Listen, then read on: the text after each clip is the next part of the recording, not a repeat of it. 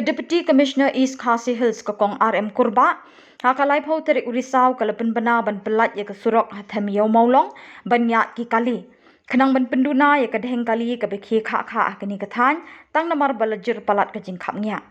ya kani surok lakhang ban Iaid kali lajan R snem mynta ki pyllait traffic kin pyniaid beit ya kalit kawan bat karung kami jeng ki kali ha kani surok na kentui kinong nya kali ban bu rinti ya kajing pyniaid jeng ki pyllait ban suk kalit kawan na kani surok.